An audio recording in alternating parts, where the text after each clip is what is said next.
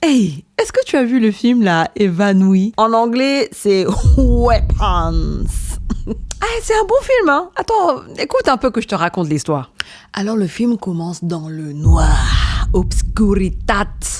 Et on entend une petite voix, c'est la voix d'un enfant qui nous dit « Ceci est une vraie histoire, je vais vous raconter l'histoire de ma vie. » Bon, il dit pas exactement ça, mais il dit « Je vais vous raconter une vraie histoire qui s'est passée il y a 2 ans là dans ma ville. Mais les personnes en parlent parce que la police a trop honte que... Comme c'est pas eux qui ont résolu le crime là, ils ne disent rien. Mais moi je vais tout vous raconter parce que moi j'étais là, donc je vais vous raconter l'histoire. » Et c'est là que l'histoire commence. Un mercredi comme ça, banal dans une école primaire, il y a une prof là, qui était un peu une prof nouvelle qui s'appelle Justine.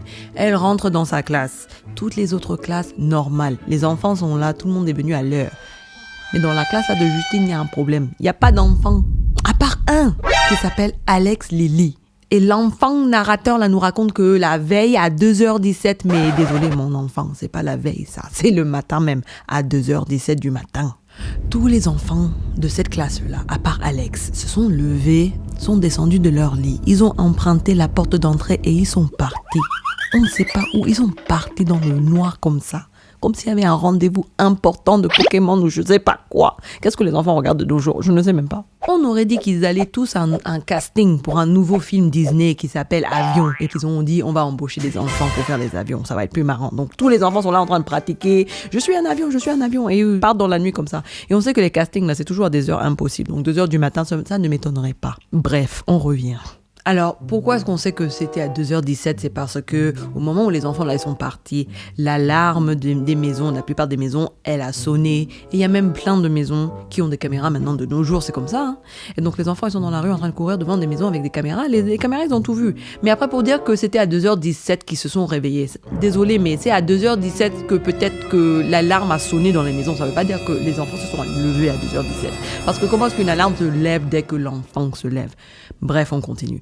La police, bien entendu, ils ont posé plein de questions à Alex pour savoir comment ça se fait que tous les membres de ta classe ont disparu et toi, tu es là. Tu es venu même à l'école. Pourquoi toi, tu as été épargné? C'est ça la première des questions. Désolée, mais moi je ne connais pas les autres enfants. Je connais pas leurs raisons. Moi je ne sais pas. Est-ce qu'il y a peut-être une série ou une télé, une émission comme ça qui a influencé les enfants qui voulaient partir comme ça dans la nuit? Ah non, moi je n'en sais rien. Moi je regarde pas la télé. Est-ce qu'il y a peut-être un casting pour une série ou un film où les enfants doivent partir comme ça comme des avions? Ah, je ne saurais dire, monsieur. Moi je ne suis pas jouée. Je ne connais pas les jeux, moi. Bon, l'enfant ne sait rien, il ne dit rien, il sait quelque chose. On sait qu'il sait quelque chose, mais il ne dit rien. Ensuite, il y a la prof. Bien sûr, on se pose des questions. Madame, il y a toi aussi, hein, c'est ta classe. Donc, ils ont posé plein de questions à Madame Justine. Je n'en sais rien. Qu'est-ce que je sais, moi? Les enfants sont bizarres de nos jours. Donc, la police a fermé l'école pendant qu'ils investiguaient là pendant proche d'1 mois. Mais ils ont dû rouvrir parce que il faut que les enfants ils apprennent, non? En vrai, c'est parce que l'école c'est une garderie et les parents ne peuvent pas garder les enfants. C'est pour ça qu'il fallait rouvrir l'école. La veille de la réouverture, ils ont fait une réunion à l'école avec les parents d'élèves, les profs, les thérapeutes pour que tout le monde puisse en parler de cette situation et se retrouver, quoi. Et c'est là que le film commence à nous montrer sa personnalité. Sur l'écran, ça dit Justine, parce que là, on va rentrer dans le personnage de Justine, on va voir l'histoire de son point de vue. C'est ça que j'ai bien aimé dans ce film, c'est qu'on nous montre les différents personnages et on revoit l'histoire de leur point de vue. C'est une approche de storytelling que j'aime bien. Alors, on démarre avec Justine. Pendant la réunion, il y a un membre de l'école qui est en train de parler aux parents pour les rassurer, nani nanana. Il y a un parent là qui n'est pas content, il se lève et il dit: comment ça vous essayez de nous raisonner dans nos sentiments? 17 enfants ont disparu comme ça dans la nuit. Et vous voulez que nous raisonnons nos sentiments d'abandon? Ça, ce n'est pas de l'abandon. Ça, c'est quelque chose d'autre. Pardon. Ne jouez pas avec nous comme ça. Moi, j'ai des questions là pour la prof. C'était sa classe. Madame Gandhi, Justine. Elle a des comptes à rendre. Nous, on veut savoir, en tant que parents. Tout le monde est là, ils sont d'accord avec lui. Ouais. Alors Justine prend la parole. Bonjour messieurs, bonjour madame, parents d'élèves. Je suis tellement désolée que vous êtes en train de souffrir comme ça. Moi aussi je souffre. Vous savez, c'était ma classe. Moi je ne sais pas ce qui s'est passé. J'aimerais avoir des réponses autant que vous. Vous savez que je n'arrive plus à dormir la nuit. Que les parents ils veulent rien entendre. Ils commencent à l'attaquer. Elle devrait être en prison le temps qu'on retrouve ses enfants. C'est pas normal qu'elle soit assise. Pour être honnête avec vous, j'aurais eu les mêmes suspicions. Je me serais dit, ça sent mauvais là. La prof là, je la regarderai de proche. Je la suivrai jour et nuit pour savoir pourquoi ta classe. Et l'enfant aussi, là. Je demanderai à mon ami d'aller suivre l'enfant pendant que moi je suis la prof pour savoir où sont ses enfants. Alors un monsieur là, il vient pour calmer les parents. Je pense que c'est le maître de l'école, je sais pas. Il vient pour dire à tout le monde, On se calme. voilà, c'est la fin de la réunion. Justine, je te recommande de rester chez quelqu'un ce soir. La situation est chaude. Les gens sont énervés. Je te recommande de te protéger. Bam. Elle ferme la porte sur lui comme ça, sauvage. On voit Justine sortir de sa voiture et elle se dirige directement vers les magasins qui vendent de l'alcool. Je ne sais pas comment vous appelez ça. L'alcoolerie. Juste avant de rentrer dans le magasin, un jeune homme l'interpelle et dit « Hey madame, est-ce que vous avez de l'argent ?»« Fous le camp !» Et elle rentre. Retenez ça pour plus tard. Justine ne perd pas de temps. Elle sait où elle va. Elle va prendre 2 bouteilles de vodka, s'il vous plaît. Point, point. Et c'est là qu'elle reçoit un appel masqué. Brim, brim, brim, brim. Alors vous devez vous en douter que dans ce climat-là, un appel masqué, ça sent mauvais. Allô? Et c'est là qu'on entend quelqu'un respirer comme s'ils viennent de sortir du CrossFit là. Méfiez-vous madame ce soir, je vais venir vous... Clic. Elle raccroche. Ça sert à quoi? Elle sort du magasin avec ses bouteilles. Il y a encore le garçon là qui lui demande « Madame, j'ai besoin d'argent pour prendre le bus pour aller voir mon frère. Est-ce que tu peux... » Je t'ai pas déjà dit de foutre le camp? Elle se dirige vers sa voiture. Grand parking comme ça, grand stationnement. Elle voit une voiture allumée, un 4x4. Bon, peut-être que c'est anodin, mais comme j'ai dit, dans ce climat, c'est suspect. Mais ça va, elle rentre chez elle sans incident. C'était juste pour nous montrer qu'elle est dans un état d'anxiété, de paranoïa, parce qu'elle se fait harceler. Donc elle ne sait pas s'il y a l'ennemi autour du coin. Mais est-ce que cet harcèlement est mérité? C'est ça qu'on ne sait pas encore. La soirée avance tranquillement. Justine prépare un bon verre de vodka bien frais quand elle entend sonner à la porte. Hein? À cette heure-ci? Bon, on dirait qu'il est 22h dehors parce qu'il n'y a pas de soleil. Mais en vrai, aux États-Unis, parfois, il est juste 17h et il fait noir nuit. Ça sonne à la porte. Ding ding. Allô, allô? Personne ne répond. Elle regarde à travers le Judas. Personne. Elle regarde à travers la fenêtre à côté de la porte. Personne. Bon, elle se tourne pour partir. Ratatatatat. Quelqu'un cogne à sa porte comme ça, fureur. Elle se retourne. C'est qui? Y a quoi? Réponds non. Silence radio. Elle va prendre sa petite torche et elle sort. C'est quoi ça? Madame, dans quel monde? Je me sens menacée et je sors vers le danger. Et elle laisse la porte ouverte comme ça, là, pendant qu'elle est dehors, devant la rue. Hein? Tu laisses les gens rentrer comme ça derrière toi que tu ne sais même pas. Ils sont rentrés, ils sont dans la chambre, ils sont en train de manger. Et toi, tu es là comme une imbécile dehors. Tu cherches quoi? Il faut rester dans la maison. Donc elle est dehors, comme je dis, elle est dans la rue, elle regarde autour d'elle. Il n'y a rien, il n'y a personne. C'est calme, paisible. Elle voit juste que sa voiture a été vandalisée. Ils ont écrit « witch », ce que veut dire « sorcière » en anglais. Je dois dire que j'étais étonnée. Ils ont écrit « witch » et ils n'ont pas remplacé le W là avec un B.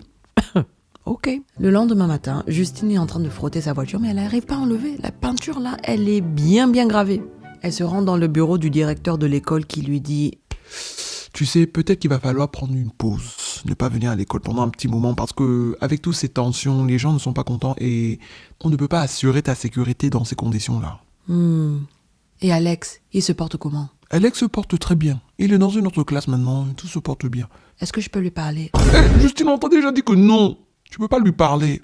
Je comprends, mais je me sentirais mieux si je... Eh ben voilà le problème, tu te sentirais mieux. Il faut penser à l'enfant là. Juste parce que toi, tu veux bien te sentir pour parler à l'enfant, ça veut pas dire qu'on va te laisser parler avec lui. Tu imagines le stress que l'enfant là est en train de subir? Il a déjà été interrogé par la police 10 000 fois, toi tu veux aussi l'interroger. Il faut le laisser tranquille maintenant. Donc toi tu sous-entends que moi je m'en fous de l'enfant? Il n'y a pas de sous-entendre, on a déjà eu cette conversation. Tu as tendance à ne pas respecter les limites professionnelles, ok? Encore ça là? Parce que j'ai donné un câlin à un enfant qui pleurait, et parce que j'ai ramené l'enfant là l'autre jour chez lui parce qu'il a raté le bus et il habite à côté de chez moi. Donc comme ça, je suis pas professionnelle. Non, Justine, tu n'as pas le droit de faire ces choses. On est aux États-Unis quand même. Il y a des règles.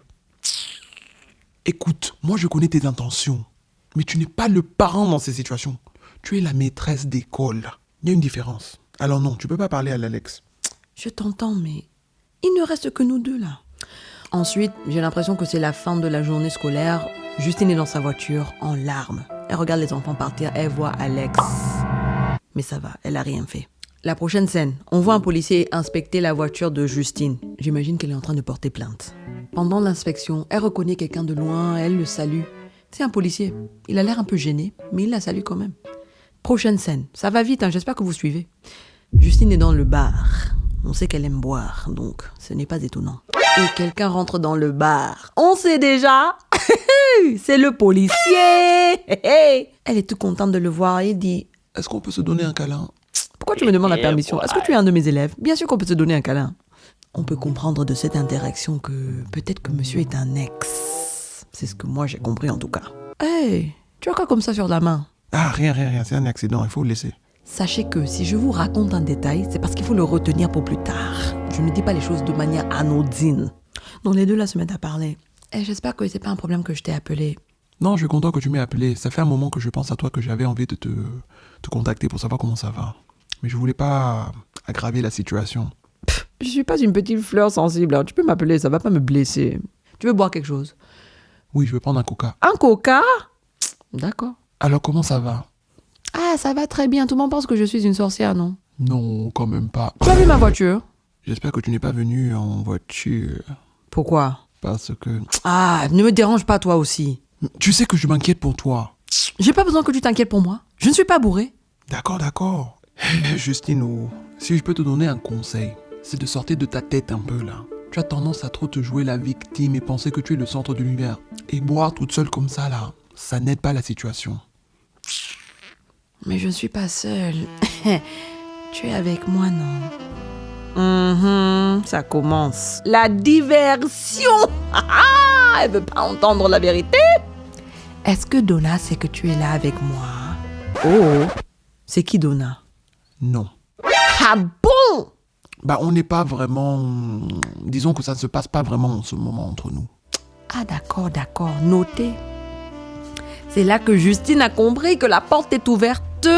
Donc elle insiste qu'il boit avec elle, juste une boisson, juste un verre. Il refuse. Et on est à la prochaine scène, le lendemain matin, elle est dans son lit. Il est avec elle. Bon. Ensuite, ils sont dans la voiture. Elle commence à lui poser des questions sur qu'est-ce qu'il va faire aujourd'hui. Il dit qu'il va travailler toute la journée. Elle lui demande s'il va être sur l'enquête. Elle le cherche un peu quand même. Hein. Elle lui pose des questions. Ah bon, toi tu fais quoi? Nani nanana. Il se met sur la défensive. Ne commence pas à sous-entendre que nous on ne travaille pas à la police. Hein. On est sur l'enquête là des 17 enfants qui ont disparu. Ouais, c'est ça. Ça me rassure que toi tu sois sur l'enquête. Ne commence pas encore toi là. En tout cas, ça m'a fait plaisir de te voir. Moi aussi. Et elle le dépose. Il claque la porte et elle dit va me mordre un citron avec ta tête là. Et elle part. En tout cas, j'imagine que quand le directeur de l'école a dit à Justine de prendre du temps pour elle et de ne pas venir à l'école, c'était moins une suggestion et plus une ordonnance.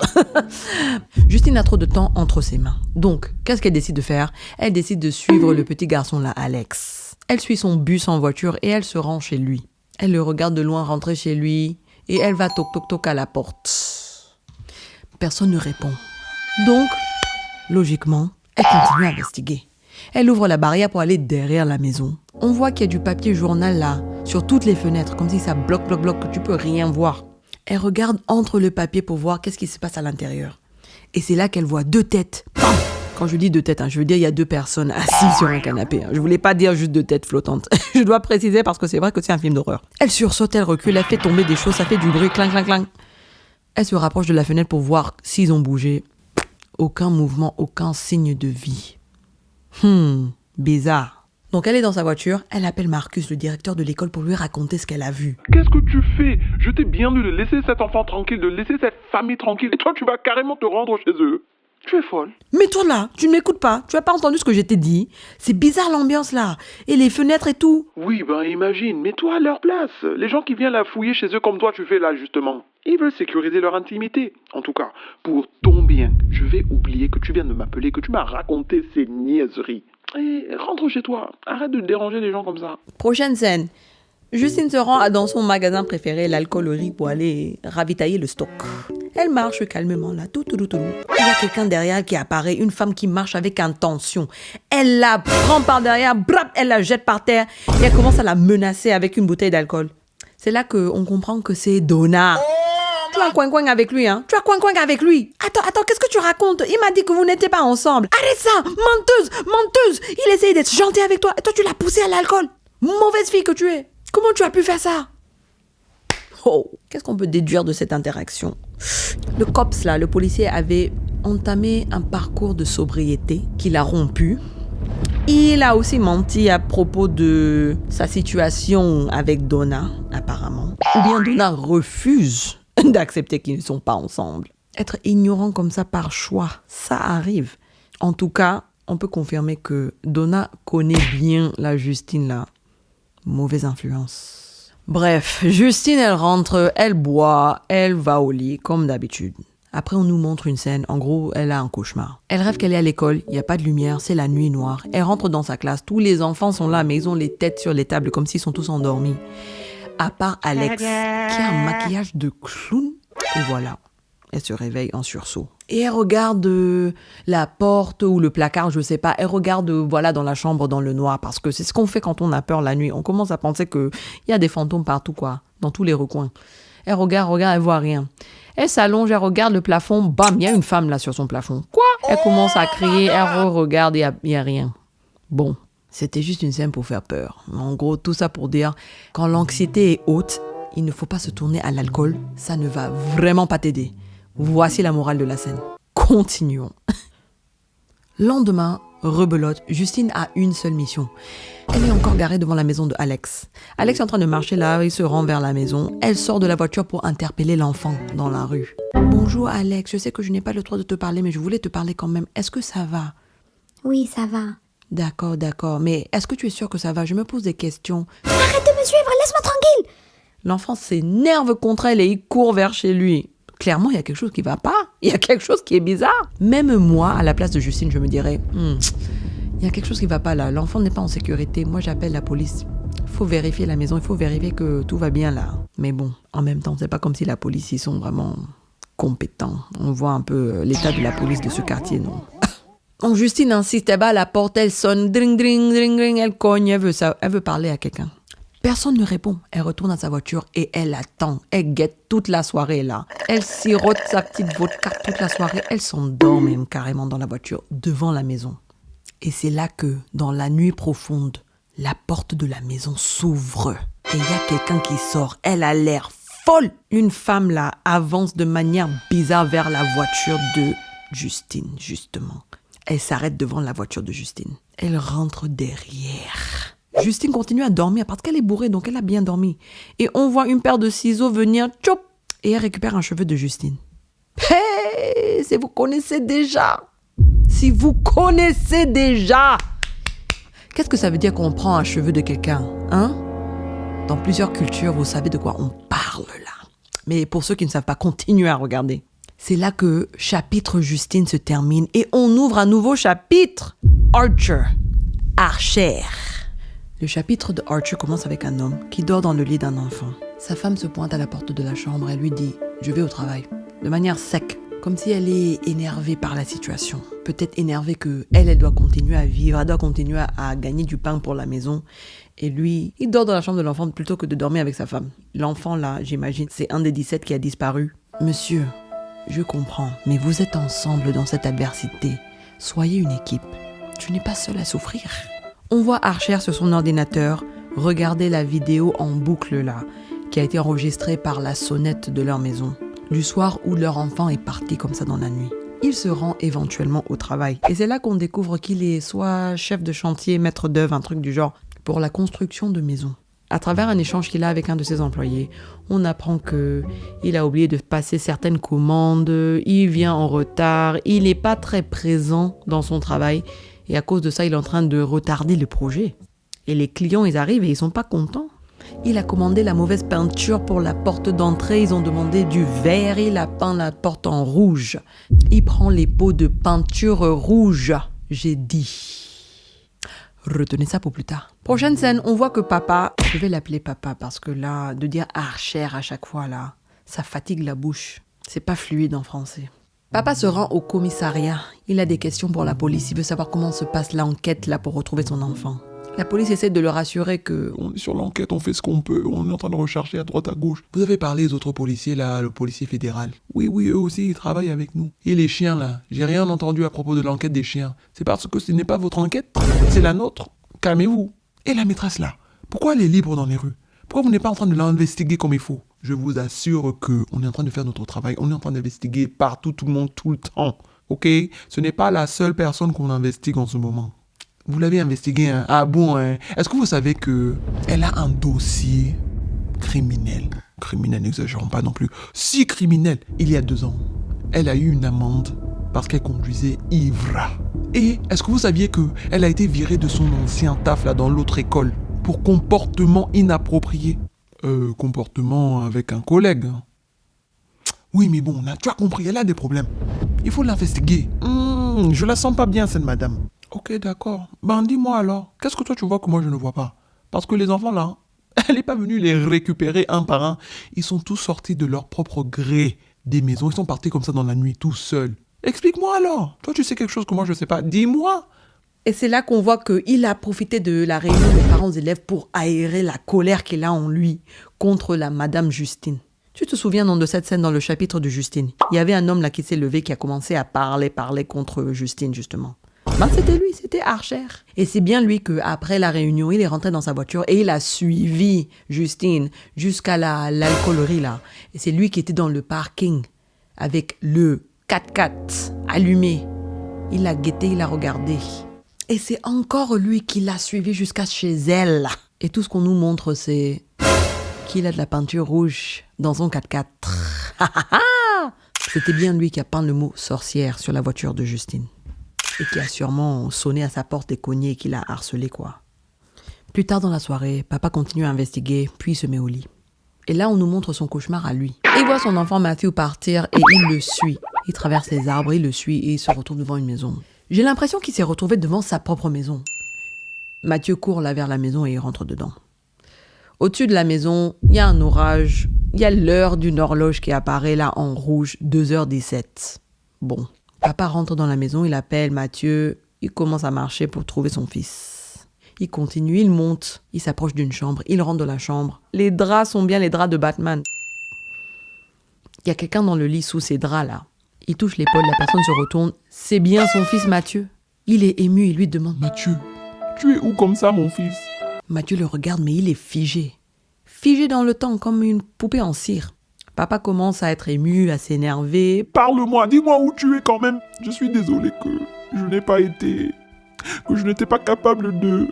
J'aurais dû te le dire, je le sentais tout le temps, mais j'ai pas eu le courage de te le dire que je t'aime. » Ça demande quel courage comme ça de dire à ton enfant que tu l'aimes. Monsieur, tu es bizarre.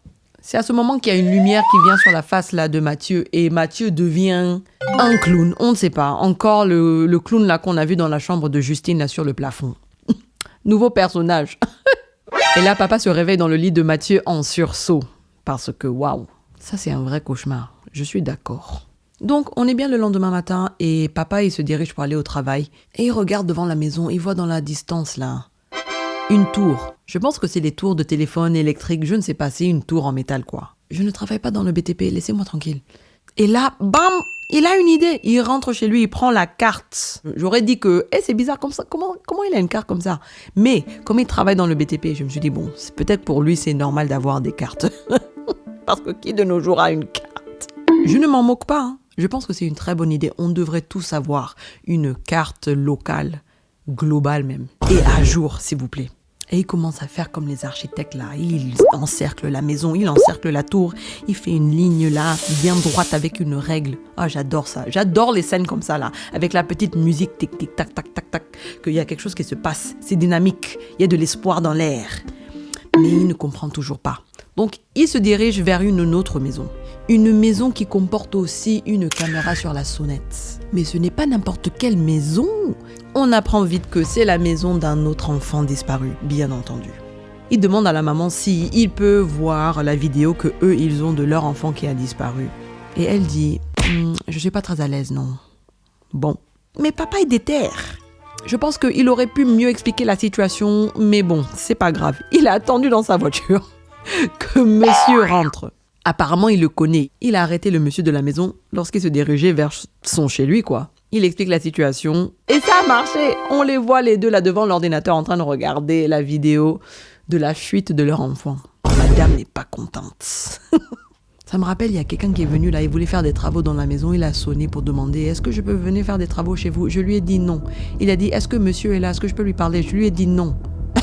Excusez-moi, j'ai déjà dit non. Vous voulez chercher quoi? Dégage. Bref. Donc il regarde la vidéo et il note la marche du trottoir devant la maison sur laquelle l'enfant est parti. Il vient là avec son petit drapeau de BTP là, il a mis ça dans le... Comme ça il peut tracer sa petite ligne. Il va devant la maison, il sort son petit laser, il pointe pour trouver la direction là. Il trace la ligne droite sur sa carte. Et il a trouvé là où les deux lignes se croisent. C'est là qu'il faut chercher. C'est là que peut-être se trouvent les réponses. La destination des enfants. C'est très bien, monsieur. Je suis très fière de toi, papa. Tu as bien réfléchi. Moi qui fais beaucoup de escape game, là, j'adore les énigmes. Oh, ça c'est de la bonne écriture. Félicitations au scénariste. Alors il commence à conduire. J'imagine qu'il va aller dans la zone là pour voir lui-même sur place. La zone qu'il a encerclée. Quelles sont les maisons là-bas? Peut-être qu'il va voir un enfant traîner dans la rue. On ne sait pas, hein. J'aurais fait la même chose. Et c'est là que lors de sa conduite, il voit une voiture qui le reconnaît bien. Avec écrit en gros « Witch », sorcière. La voiture l'a tourné dans une station d'essence. Donc lui aussi, il a tourné dans la station d'essence. Donc il sort de la voiture et commence à parler à Justine. Et on a déjà vu son état d'esprit, donc elle commence à le clasher direct. Je sais, monsieur, c'est moi le problème. Vous voulez tous venir vers moi et m'accuser de ceci, cela. Mais de quoi tu parles? Je suis pas venu pour t'accuser de quoi que ce soit. Je voulais venir te parler même. Oui, je sais de quoi tu veux me parler, nani nanana. Donc les deux là commencent à se chamailler quand Justine s'arrête parce qu'elle voit quelque chose de bizarre derrière papa. Et il y a quelqu'un qui vient en courant vers elle, en formation avion, là, comme les enfants. Elle dit Marcus, le nom du directeur de l'école. Et Marcus, il fonce vers elle, il la renverse, il est au-dessus d'elle, et il essaye de la tchoc-tchoc. Papa essaye d'intervenir, il essaye de l'aider, mais Marcus, là, le tège. La petite réussit à s'échapper par-dessous de la voiture, là. Il la suit, comme s'il est possédé. Papa essaie de l'arrêter et tout, et c'est là qu'on voit que, oh my God, la face de Marcus, je vous épargne le visuel, mais il n'est pas bien. On dirait qu'il n'a plus de paupières. C'est quoi ça encore? Moche. On dirait un visage de quelqu'un qui est étonné en permanence. Mais version horrifique, bien entendu. La petite s'échappe, mais c'est comme si Marcus, il ne peut pas s'en empêcher. C'est plus fort que lui, il fonce vers elle. Papa là essaye de l'attraper, d'essayer de l'empêcher, mais il commence à faire les bruits de chien et tout, chien enragé. Il veut à tout prix attaquer Justine. Et donc il se met à attaquer papa parce que papa l'empêche d'attaquer Justine. Avec sa tête là, moche comme jamais. Franchement, cette scène, c'est sa tête qui gêne. Mais c'est ça les films d'horreur. Hein. Ils se servent parfois juste des visuels moches pour te déranger là. Ainsi termine le chapitre de Archer. Nous passons maintenant au chapitre de Paul. C'est quoi ça? C'est la Bible? C'est quoi tous ces disciples? Alors, parlons de Paul. Paul est une boulangerie qui a été établie en 1900... Je rigole. C'est juste que la police de caractère est pareille. Donc ça m'a fait penser à ça. Paul, c'est qui? C'est notre ami, le cops. C'est le policier qui a cogna avec Justine. Il est au téléphone avec sa chérie qui parle. On ne dit pas qui c'est, mais bon, on peut tous deviner que c'est Donna. Oui chérie, je vais revenir dans 3 jours plutôt que 6 jours. Et comme tu sais, je serai en ovulation, Oui, donc on d'accord. pourra continuer à essayer. Oh. Je sais que cette nouvelle, ça doit te faire plaisir. En tout cas, comme je rentre plus tôt que prévu, tu peux dire à mon père que je serai présente pour le repas d'anniversaire là. Oui. Merci chérie. Ah, et au fait, est-ce que tu as prévu d'aller à un meeting? Je n'ai pas besoin d'aller à un meeting. Chérie, tu sais que c'est important d'aller à un meeting là, surtout Non. quand tu es seule comme ça. Ça va aller. Je n'ai pas besoin de meeting. Je ne vais pas boire. Bon, d'accord. En tout cas, n'oublie pas de dire à mon père, hein. Bisous. Bon, qu'est-ce qu'on apprend de tout ça? Que Paul, c'est un menteur. Il nous a fait croire que il n'était pas vraiment avec Donna là quand il est allé voir la petite Miss Tanguette. Cependant, ils sont en train d'essayer d'avoir un enfant ensemble. Il est en effet, comme j'ai dit, sobre et il assiste à des meetings, des rendez-vous de sobriété. Donc ça veut dire qu'il a un problème avec l'alcool, qu'il a besoin d'aide pour ne pas boire. Donc c'est un peu compréhensible que madame s'inquiète pour lui quand elle n'est pas là. Il n'a pas ce soutien quotidien là pour l'aider, pour l'épauler. Mais qui est son père alors? Pourquoi ça serait à lui de dire à son père, à elle, qu'elle sera présente au repas d'anniversaire? Ils répondent à toutes nos questions dans la scène suivante. Toc, toc, toc. Paul toque à la porte du chef de la police. Et c'est le cops qu'on a vu tout à l'heure là qui parlait avec papa Archer. Bonjour Ed, je viens de quitter le téléphone avec Donna. Elle a dit qu'elle rentre vendredi, donc finalement on pourra dîner avec vous dimanche. Oh, attends que je digère ça un peu. Même si je savais déjà, mais je redigère. Ça veut dire que Paul est là, Il est officiellement de manière sérieuse, même peut-être marié, on ne sait pas, avec la fille du chef de police, son grand patron. Et il a osé cogna avec la petite là. Oh, voilà quelqu'un qui n'a pas peur. Et voilà quand on vous dit que l'alcool est mauvaise. Je dis ça, mais la responsabilité reste chez l'individu. Pourquoi Paul n'a pas appelé madame et lui a dit viens, on se rencontre, on prend du thé ensemble. On va se balader dans le parc. On va s'asseoir dans une librairie. Non, ils ont choisi le bar. Il a ouvert la porte au danger et le danger est rentré. En tout cas, on voit que d'après l'interaction qu'il a avec papa chef là, le courant ne passe pas. Paul est intimidé, bien entendu. Le papa est sérieux. Mais on dirait que Paul n'est pas content. Hein. On dirait qu'il n'aime pas sa femme, il n'aime pas sa vie. Avoir des enfants, là, il n'avait pas l'air enjailli. Le fait que sa femme rentre tôt, il n'a pas l'air enjailli. Le fait qu'il va aller manger chez le beau-père, là, dimanche, il n'a pas l'air enjailli. Donc, Paul est dehors, triste comme toujours, là. Et c'est là qu'on voit la scène où il voit de loin, il voit Justine avec son collègue, là, devant une voiture.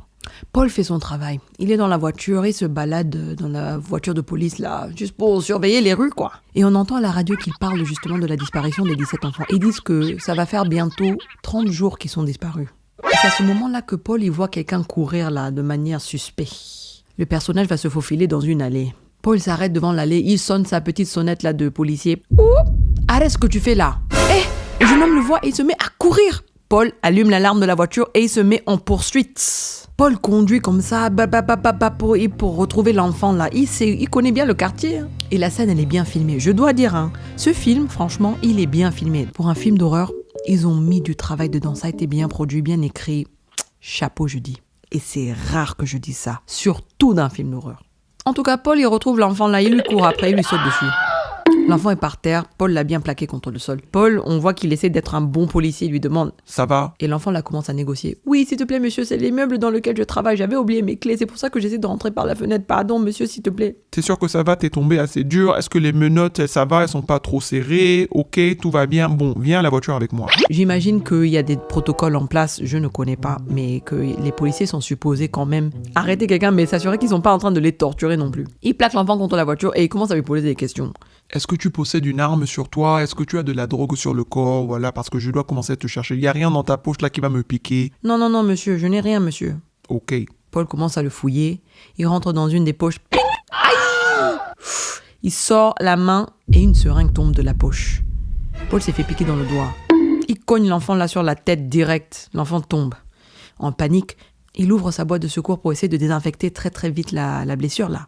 Pour ceux qui ne savent pas, c'est souvent comme ça que des maladies comme le VIH se font transmettre.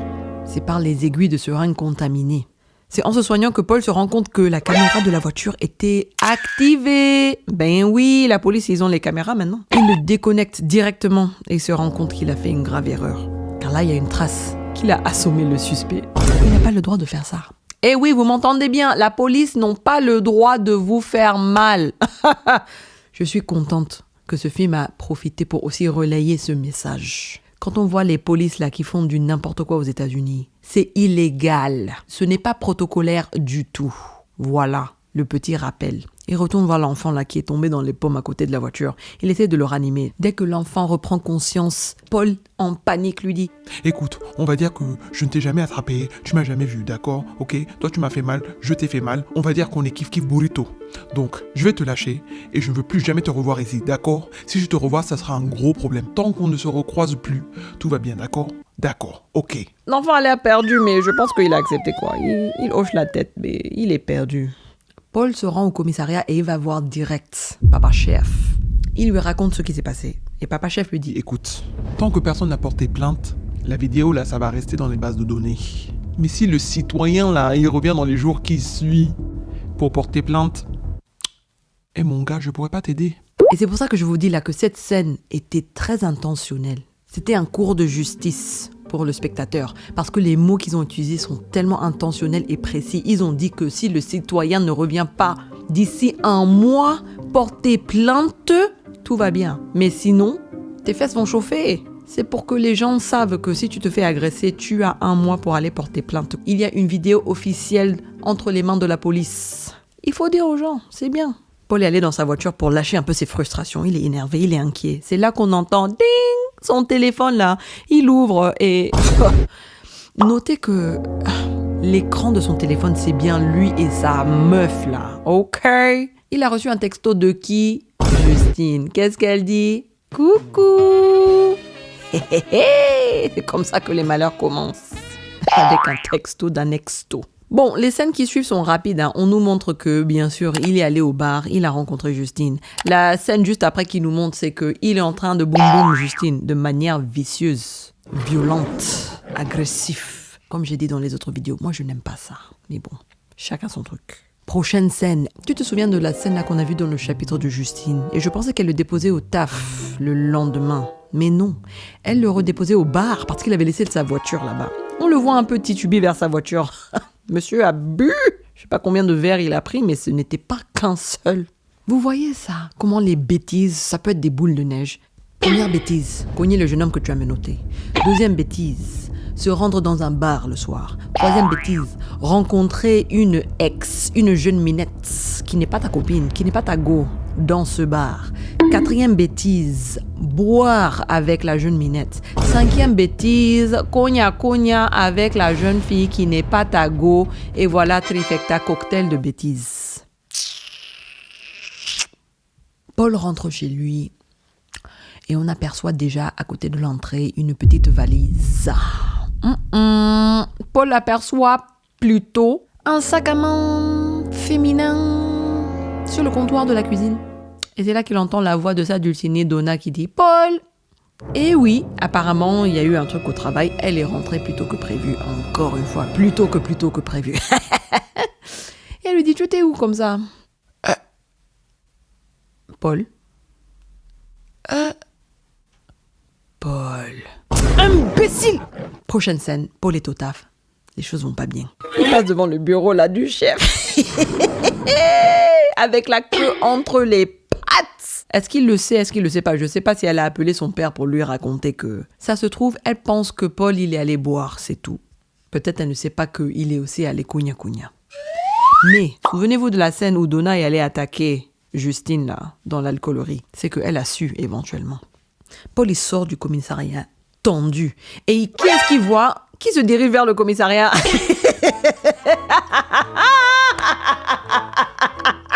Ah, ça me tue! C'est vraiment pas son jour, hein. Cocktail de bêtises, comme j'ai dit. Les boules de neige, ça n'arrête pas. Il voit le jeune là qui l'a cogné. Il a dû se dire, ah, il vient porter plainte contre moi. Et donc il le menace. Hé, toi là, qu'est-ce que je t'ai dit? Le petit se met à courir. Paul, il saute dans la voiture, il fonce vers lui. Et cette fois-ci, il a réfléchi vite. Il a déconnecté la caméra dans la voiture et il est en poursuite. Et c'est là la fin du chapitre de Paul. Ah, Paul, tu me fais rire, c'est bien, merci pour ce...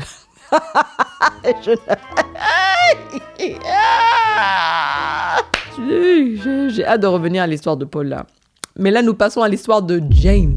J'aurais dû mentionner, j'ai pas mentionné, je sais pas si vous avez remarqué, hein. Mais le jeune homme là, le jeune homme que Paul a attrapé, le petit drogué là, c'était le même jeune homme qui a interpellé Justine le soir de la réunion de l'école, quand elle est allée chercher ses bouteilles. C'est lui là qui lui demandait de l'argent. Je connais l'acteur, donc je l'ai reconnu directement, mais je voulais juste vous laisser savoir que voilà. Je voulais pas juste mentionner, il y a un gars dehors qui demande de l'argent pour rien. Il y avait une raison. Continuons. Alors, le chapitre de James. On retrouve l'enfant là, notre jeune drogué, sous une tente dans les bois. Il pleut, et lui il essaie de se shooter. On peut imaginer que c'est lui, en effet, James. James est frustré là dans sa petite tente dans les bois. Il n'arrive pas à activer ses substances. Donc il va à la conquête, je pense, de plus de récoltes. James se met au travail. Le travail pour James, c'est de tirer sur les portes des voitures dans la rue là, jusqu'à ce qu'il trouve une porte qui n'a pas été bloquée. Et il rentre dedans et il fouille et il vole ce qu'il peut pour ensuite aller revendre ça. Pendant qu'il fait son petit travail, il est au téléphone. Oui, il a un téléphone apparemment. Il dit même au téléphone, oui, bonjour mon frère, c'est un nouveau téléphone. Écoute, j'ai décroché un nouveau taf. Mais pardon, j'ai besoin de nouvelles chaussures et une nouvelle tenue là, parce que c'est un bon taf là. Ils sont élégants là-bas. Ah non, ne raccroche pas s'il te plaît, pardon. Je veux rembourser maman, oui je veux rembourser maman, mais il me faut les chaussures et une tenue pour aller au taf, pour avoir de l'argent, pour ensuite pouvoir rembourser maman, tu comprends. Et je vois, allô? raccroché direct. J'imagine que ça doit être le frère qui l'a mentionné là quand il disait à Justine, j'ai besoin d'argent pour prendre le bus pour aller voir mon frère. James est tombé sur une voiture qui était débloquée. Il est allé fouiller là-dedans, il a récupéré le sac d'une petite fille, tout coloré là, tout rose et tout. Bon, encore une fois, on part sur les stéréotypes. Je pense que c'est le sac d'une petite fille ou un petit garçon avec beaucoup de style. Il se rend au prêteur sur gage. Je ne sais pas si ça s'appelle comme ça en français, c'est ce que Google m'a dit. En anglais, c'est pawn shop. Il lui donne au prêteur sur gage la tablette et le casque qu'il a trouvé dans le sac de l'enfant là. Et sur le mur, il voit en gros, ça dit $50,000 récompense. Et il y a la photo de tous les enfants là sur l'affiche. Le prêteur ne veut pas lui donner de l'argent, il ne veut pas acheter ça. Ah monsieur, s'il te plaît, pardon. 50 balles, 20 balles, 10 balles, 5 balles. Rien. Il ne veut pas ça entre ses mains, c'est trop chaud. C'est là que James est en train de courir et il se rend dans une allée. Et il essaie d'escalader là une poubelle pour rentrer dans un immeuble. Et c'est à ce moment-là que la police l'arrête. Il se met à courir. Bam. Et le film nous remet à la fin de l'interaction qu'il a eue là avec le policier Paul. Où il lui dit, si je te revois là, ça va être chaud pour tes fesses. Et il le libère. James est en train de se balader dans un quartier là et il est en train de pleuvoir méchamment. Et il se rend devant une maison. On connaît déjà cette maison. Il remarque qu'il y a des journaux qui se sont accumulés devant la maison. Généralement, c'est un signe que les gens ne sont pas là. Donc, il cogne à la porte de la maison, ça ne répond pas, il voit le papier journal sur les fenêtres. Donc, bien sûr, en tant que criminel, il crime. Il escalade le mur de la maison. Je ne sais pas comment, mais il trouve une fenêtre ouverte et il s'insère dans la maison. Tel un cambrioleur d'un dessin animé, il va prendre une thé d'oreiller là dans une des chambres. Parce qu'il va le remplir de petites trouvailles et partir avec. Il va vers une chambre, elle est bloquée. Ok. Il descend et se balade dans le rez-de-chaussée, il voit la télé. Ah, une PlayStation. Il commence à fouiller les DVD et tout. Il se retourne, il sursaute. Il y a deux personnes assises là sur le canapé, immobiles. Il commence à s'excuser. « je suis désolé que... Allô ?» C'est une femme et un monsieur et ils ne bougent pas. C'est sûrement les parents d'Alex. Car si vous n'avez pas compris, c'est la maison du petit là, Alex. Celui qui n'a pas disparu parmi les 17. Il les examine, il voit qu'ils sont vraiment dans un coma. Donc il continue son activité. Et c'est là qu'il entend un bruit à l'étage. Boum. Mais encore une fois, ça ne l'empêche pas de crimer. Il continue à fouiller, à voler les choses. Il descend vers le sous-sol et... Oh, qu'est-ce qu'il a trouvé? Des enfants dans le sous-sol. Ils sont tous debout là, dos vers lui, et tous ensemble, en même temps, ils se retournent vers lui. Hein? Comme ça là. Il panique, il dit désolé. Il remonte en paniquant. Et il a fait tomber des choses, donc il est en train de ramasser ça là pour partir. Et c'est là qu'on voit dans le coin de l'image que maman et papa là sur le canapé se lèvent. Et ils se dirigent vers lui. James sursaute et fonce vers la porte de l'entrée. Mais elle est bloquée là, il est en train de la forcer. Heureusement, comme dans tous les films d'horreur, les autres là sont en train de marcher. Ils pouvaient courir. On a bien vu que ces gens-là qui ont l'air ensorcelés ou je sais pas quoi, ils peuvent courir, ok? Souvenez-vous de Marcus. Marcus qui a perdu ses cils là. Mais je sais pas pourquoi, là ils ont décidé de marcher. Donc ils lui ont donné amplement le temps de fuir. Il a défoncé la serrure, il est sorti de la maison en courant. Et eux, ils ont refermé ça derrière eux. Ploup. Ah, notre ami James est déter. Il allait direct voir le prêteur de gage là. Il n'a pas de temps à perdre. Il lui donne toutes les fourchettes cuillères en argent là qu'il a récupérées pour voir s'il peut bien se saucer. Et pendant que monsieur fait ses calculs, James retombe là sur l'affiche qu'il avait vue tout à l'heure mais qu'il n'avait pas vraiment regardé. L'affiche qui lisait $50,000 récompense avec les photos des enfants en dessous. Et ça a cliqué dans la tête, clic. Il a compris. Le prêteur lui donne $100. Il va chercher son sucre. Après qu'il a eu sa dose, il appelle le numéro là qui était sur l'affiche. Il commence à parler de manière vraiment... comme un drogué quoi. C'est difficile de le prendre au sérieux. Il parle. Oui, j'appelle à propos des enfants là qui manquent là, les petits enfants. Je les ai vus moi. Hein. Ah oui. Ils sont juste en train de chiller là. Ils sont tous debout dans un sous-sol dans une maison avec 2 personnes là. Il y a 2 adultes, ils sont trop bizarres là-bas. Mais vraiment c'est une maison trop chelou. Mais ouais, je sais où ils sont.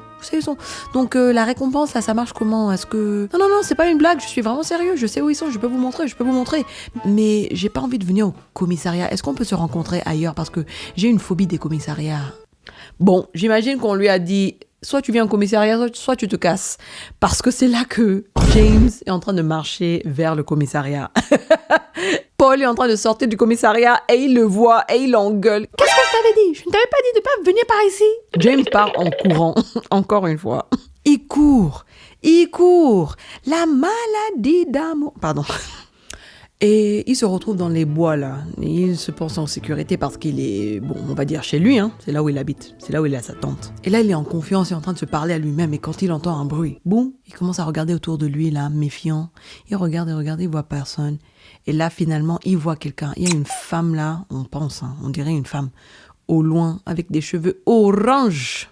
Orange soda Fanta. Et elle le salue de la main, genre, ouh! Ça le fait flipper! Il court, il rentre dans sa tente, il ferme sa tente, il a peur.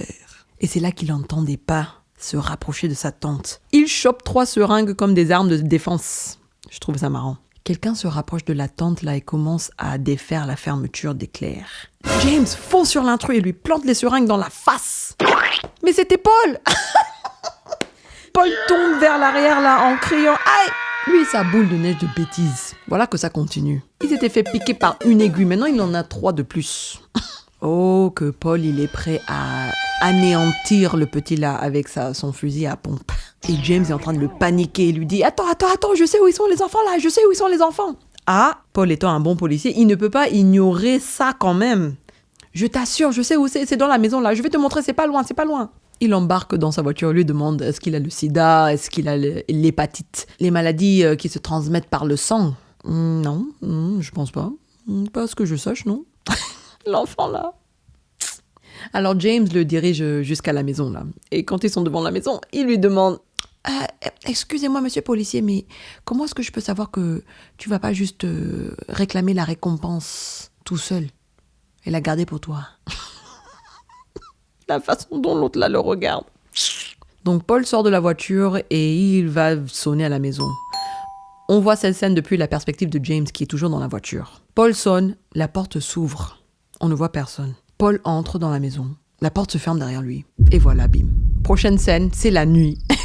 Notre ami James est toujours dans la voiture là, coincé. Parce qu'il ne peut pas l'ouvrir, c'est la voiture de policier, c'est comme ça. Laissez-moi savoir dans le commentaire, est-ce qu'il y a même des poignées là derrière ? James, naturellement, il s'impatiente. Et finalement, on voit la porte s'ouvrir. Et Paul sort. Et il est en train de marcher de manière brusque vers la voiture. James le sent direct le mauvais plan. Paul se précipite là sur la porte arrière. Il ouvre la porte, il prend James et il le tire, il le traîne jusqu'à la maison. Pendant que James est en train de crier « Aidez-moi, au secours !» Bam, noir. C'est la fin du chapitre de James. Oh! L'histoire là ne continue que à se saucer, se compliquer, oh!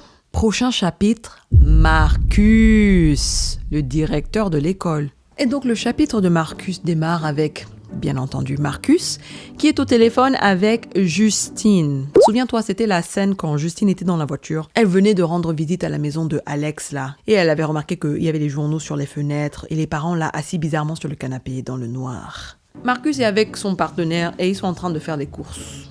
Il essaie de la rassurer, il essaie surtout de lui dire de laisser ces gens tranquilles et arrêter de déranger l'enfant là. Mais elle insiste qu'il y a quelque chose qui va pas, qu'il devrait appeler quelqu'un, il devrait appeler les gens qui viennent défendre les droits des enfants, je sais pas qui est là. Les services de protection des enfants là. Il dit qu'il ne peut pas juste les appeler comme ça. Elle dit que monsieur... Allez Marcus, en tant que directeur de l'école, tu as ce pouvoir là, tu peux appeler les gens comme la SPE là, si jamais tu penses qu'il y a un problème. Écoute, si tu veux, je peux appeler les parents, leur demander de venir à l'école de me voir. On va parler, je vais voir s'il y a un problème.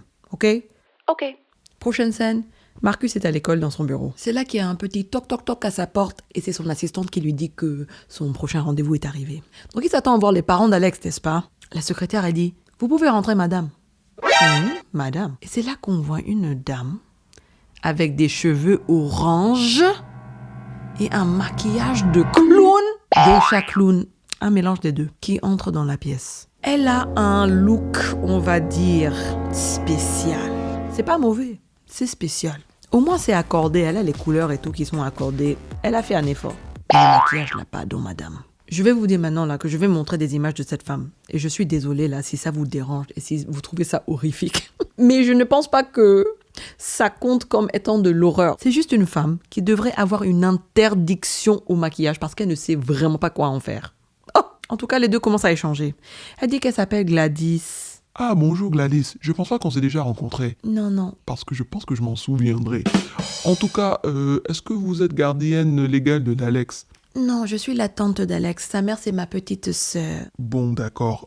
Je comprends. En tout cas, j'ai vraiment besoin de parler aux gardiens légaux d'Alex. J'ai besoin de parler à ses parents. Ah, c'est gênant ça. C'est-à-dire que Ses parents ne se portent pas bien. C'est pour ça que je suis là pour m'occuper du petit Alex. Oh non, je suis désolé d'entendre ça. Ah non, mais c'est rien de grave. Hein. Ils ont juste un peu de consommation. La consommation, c'est quoi ça? C'est pas la tuberculose? Écoute, ils sont malades et il faut pas qu'ils sortent de la maison, c'est tout. Oui, bon, je peux comprendre. Mais il y a des gens qui ont exprimé des inquiétudes face aux parents. Donc, il faut absolument, impérativement et légalement que j'échange avec les parents d'Alex. Est-ce que je peux peut-être passer à la maison? Comme ça, on peut éviter tout ce qui est affaire de service de protection des enfants et tout ça, là. Et qui a porté plainte? Madame, j'ai pas le droit de vous dire ça. Tout ça, c'est très dérangeant. Prochaine scène. Marcus est chez lui avec son chéri et ils sont en train de regarder la télé et manger des petits... je sais pas si c'est le dîner, mais on dirait un apéro. Ils sont en train de regarder un reportage documentaire façon là, sur les fourmis et les parasites qui viennent prendre contrôle des fourmis et dans leur cerveau et tout. C'est intéressant, hein, et c'est pas anodin, je pense. Mais voilà, le concept de parasite qui vient envahir ta conscience, prendre possession de tes actes. Je pense pas que c'était anodin, ce petit message. Ding dong, quelqu'un sonne à la porte. Marcus, il va ouvrir. Et c'est Gladys. Pam pam pam. Elle est essoufflée et elle commence à raconter des sottises. « Oh Marcus, pardon, j'étais allée prendre le bus là et j'ai pris le mauvais bus et ça m'a déposé dans le mauvais endroit et là je suis venue en courant. J'ai passé je sais pas combien de temps à marcher et je me suis retrouvée chez vous. Je suis épuisée, je suis assoiffée. Est-ce que je pourrais rentrer pour un verre d'eau, pardon ?» Non, je pense pas que ça serait raisonnable de... Mais bien sûr que tu peux rentrer, madame. Le chéri de Marcus, il a vu une petite vieille femme qui a besoin d'eau. Il a dit, bien sûr, on va aider cette femme. Tu sais quoi ton problème, toi, là, avec tes protocoles? On n'est pas à l'école? Aïe, c'est triste, hein, cette scène, vraiment. Parce que en temps normal, moi, je suis d'accord avec le chéri de Marcus. Moi, je suis le genre de personne à dire, ah, mais il y a une personne qui a besoin d'aide. On va les aider, non? Mais d'un autre côté, moi aussi, je me suis fait arnaquer par des gens, là, dans les rues qui viennent sonner à ma porte. Et j'ai dû apprendre que la gentillesse, là, ça s'arrête au seuil de ma porte. Désolée. Où parle l'humanité, là? Je ne sais même pas. En tout cas, il invite la clown là, à rentrer dans la maison. Elle commence à dire « Ah, quelle belle maison! Ah, ça c'est beau, ça c'est beau! Oh, j'aime bien ça! Oh, les placards blancs dans la cuisine, c'est impeccable, c'est beau! Nani, nanana! » Elle pose son sac là sur leur comptoir. Au fait, je voulais qu'on reprenne la conversation qu'on a eue l'autre jour là. Elle commence à tousser et le chéri est en mode « Eh, pardon, va lui chercher un verre d'eau. Un bol, s'il vous plaît. » Un bol d'eau? Oui, c'est une de mes particularités, mais j'ai juste accepté maintenant que je suis comme ça. J'ai besoin de boire dans un bol. Bon, d'accord. Marcus va lui chercher un bol. Hey! Pendant que lui prépare son bol d'eau, elle dit « Ah, mais vous savez, finalement, j'ai parlé avec le père d'Alex. Il est d'accord de venir lundi et de parler avec vous. Alors, on n'a pas besoin de rappeler la police. Vous n'avez pas appelé la police. Rassurez-moi que vous n'avez pas appelé la police, n'est-ce pas? » Il lui donne le bol d'eau. Elle sort un bâton là de son sac. Il lui dit « C'est quoi ça? » Et il remarque qu'il y a ses rubans sur ce bâton. C'est pas mes rubans, ça? Les rubans qui étaient dans son bureau, que Gladys avait bien vus. Et on a bien vu qu'elle a bien vu. Elle le regarde et dit « Vous n'avez pas appelé la police, non ?» Et il confirme que non. Toi aussi, là. Elle prend le bâton là et elle se coupe la main avec les épines. Le ketchup interne là commence à dégouliner de sa main. « Hé, madame, vous êtes folle! Qu'est-ce que vous faites comme ça ?» Non, non, non, c'est rien, ne vous inquiétez pas. Est-ce que je peux avoir un torchon, s'il vous plaît? Le chéri de Marcus s'approche de la dame. Elle sort des ciseaux comme ça. Chop, elle prend un cheveu. Elle est folle, yo. Elle vient de couper mes cheveux. Appelle la police. Marcus, il prend le téléphone. Il est prêt à appeler la police. Gladys sort une cloche de son sac à main. Et elle fait clilili. Soudainement, Marcus, il se redresse. Il laisse tomber le téléphone. Il est en mode poupée. En mode transe. Son chéri a l'air paniqué et il a raison de l'être. Gladys prend le cheveu là qu'elle a récupéré du chéri et elle l'enroule là autour du bâton là, avec les rubans de Marcus où elle a frotté son sang. Et cac, elle le casse en deux. Et là, à nouveau, je vais vous épargner une scène grotesquement violente pour rien. Et Marcus, sans hésiter, il fonce et il attaque son chéri. Donc d'abord, il a ses mains sur sa gorge. Ensuite, je sais pas pourquoi, il y a un liquide noir là, comme si c'était de l'encre mélangée avec le ketchup interne, quoi, qui sort de sa bouche, mais dans une quantité anormale. Ça recouvre son chéri. Ensuite, il commence à taper sa tête contre la tête de son chéri, là, qui est par terre. Et il fait ça, il n'arrête pas, quoi. C'est pour ça qu'il ressemblait à ça, tout à l'heure. C'est parce qu'il a perdu son visage en tabassant l'autre, là. Eh, mon Dieu. Même le dire à haute voix comme ça. Vous avez compris, quoi. Il a attaqué, il a anéanti son chéri. Pendant ce temps, Gladys est en train de se laver les mains. Tout. Marcus, il continue à tabasser avec sa tête. Le monsieur, il n'est plus parmi nous depuis longtemps. Mais il ne peut pas s'arrêter. Gladys, elle va récupérer son gré-gré là, le bâton, et elle le jette dans le bol d'eau. Et bim! Marcus, il arrête. Il retourne en état de transe. Gladys reprend le bâton, elle enlève les cheveux là du chéri, et elle sort un long cheveu blond cette fois-ci, qu'elle enrobe là autour du bâton. Je pense que tu te souviens, non? Quand Justine était dans la voiture et elle s'était endormie et quelqu'un était venu avec des ciseaux et a coupé ses cheveux. Tchoc. Ensuite, je pense que tu te souviens de la scène quand Justine se fait attaquer à la station d'essence, quand elle s'embrouillait avec le papa Archer là. En tout cas, je pense que tu sais quelles sont les scènes qui vont suivre là maintenant.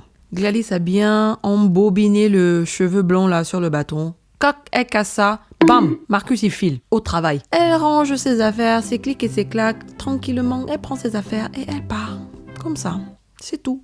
Elle voit sa poupée là de loin qui est en train de courir là, en formation avion comme les enfants. Donc on a compris maintenant que, d'accord, c'est une sorcière.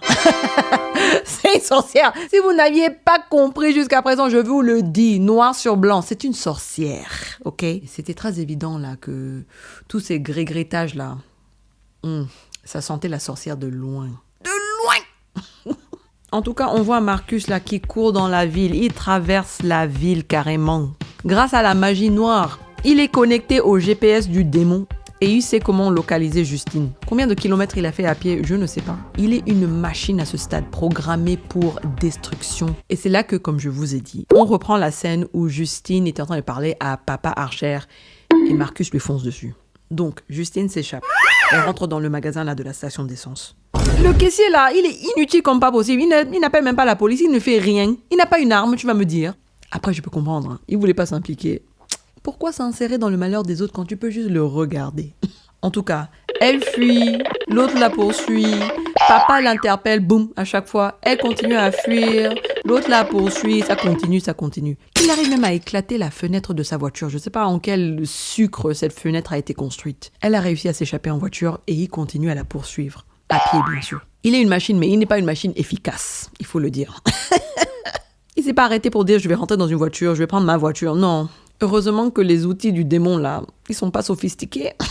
Papa Archer s'est blessé, mais il rentre dans son 4x4 là et il les poursuit aussi. C'est là qu'il voit que, malheureusement, Marcus qui court dans la rue comme ça, à pied, il court, ses feux rouges, il s'est pris une voiture. En tout cas, heureusement pour l'incompétence. Bon, ils ne l'ont pas dit de manière explicite, mais on peut bien sous-entendre que le chapitre de Marcus se termine ici. L'histoire reprend maintenant avec Papa Archer. Papa se rend à l'hôpital pour des points de suture sur le bras. En se dirigeant vers la sortie, il retrouve Justine qui l'attend dans la salle d'attente. Les deux se regardent un peu en mode « Bon, on peut arrêter de chicaner là. Il y a des choses sérieuses qui se passent. » Bon, Papa Archer, je cherchais à vous remercier quand même pour aujourd'hui. Hey, je parlais avec Marcus récemment et il était normal. Je ne comprends pas. Je n'ai jamais vu un comportement pareil de ma vie. Ah, moi si. Et c'est là que Marcus, il lui montre sa carte. Ah, mon objet préféré de ce film, cette carte-là. Et il lui explique que la façon dont Marcus il courait, c'est la même façon dont son enfant courait là quand il a vu la vidéo de son enfant fuir. Et c'est la même façon dont l'enfant de l'autre vidéo qu'il a vu courait aussi. Et il dit que c'est comme si ils étaient militarisés, comme des missiles à guidage thermique. Et c'est de là que vient le titre Weapons, qui veut dire arme. Ce que Papa Archer vient de dire à Justine est très très pertinent et je pense que c'est un peu aussi le message subliminal du film. La façon dont les gens peuvent être transformés en outils de destruction, en armes d'attaque, par des parasites, par des mauvaises pensées. Et pas juste dans la sorcellerie. Je parle des infos, des fake news, des histoires qui circulent autour de nous. Comment les gens deviennent dangereux. Ils veulent attaquer des gens qu'ils ne connaissent pas comme ça, là. Ils veulent même attaquer les gens qu'ils connaissent bien, les gens qu'ils aiment, les gens qui sont chers à eux, à cause des mauvaises influences. Après, bon, ça c'est mon petit grain d'interprétation, que je voulais juste poser ça ici. Continuons le récap. Donc comme je disais, Papa Marcus est en train de lui expliquer là sa carte, qu'il a encerclé ça, il a fait ceci, cela, et que voilà la région où il y a quelque chose qui se passe, et c'est là que Justine lui dit « Hé, attends, voilà la maison là de Alex, il habite ici là, dans ton cercle. Eh oh !» Bing, bing, bing. Et c'est là que le chapitre de Alex démarre. Oh oh! J'applaudis quand même le montage. Je vous ai dit, hein, ce film, il est bien écrit. Et la première scène, comme je vous dis, hein, j'interprète, mais je suis pas bête. En tout cas, j'espère que non. Alex est à l'école. J'ai envie de dire qu'il est dans la classe de Justine, mais je ne suis pas sûre parce qu'elle est floutée. En tout cas, elle est en train de parler des parasites. Elle demande aux enfants quels sont des exemples de parasites que vous connaissez. Encore une fois, là, le thème de parasite revient. À ce stade, ce n'est plus subliminal. C'est liminal. On nous montre que Alex se fait bully par un enfant là, à l'école. On dirait l'enfant de l'autre là même. Le Mathieu de papa Archer. Il est en train de bully le pauvre Alex. C'est quoi ces enfants mal éduqués là? Alex sort de l'école et son père qui vient le chercher. Ils sont en train de parler dans la voiture. Et son papa lui dit que la tante de sa mère, Tata Gladys, elle va arriver aujourd'hui. Et qu'elle va rester avec eux pendant quelques jours.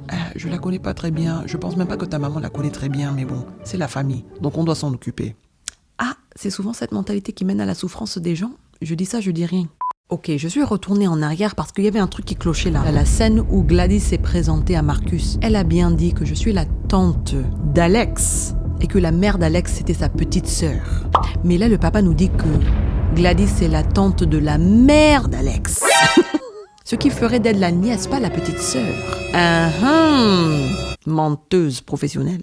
Alex rentre chez lui, c'est plein de lumière, c'est propre, sa mère est là, elle l'accueille, tout est beau. Franchement, ça n'a rien à voir avec la maison qu'on a connue jusqu'à présent. Alex est au lit, il est en train de lire, et c'est là qu'il observe la lumière d'une voiture dans l'allée de la maison, donc il sait que sa tante doit être là. Il va regarder par la fenêtre et il voit une vieille petite dame là, toute fragile. On ne la voit pas de face, mais on voit la façon dont elle bouge, la façon dont elle s'agrippe au père.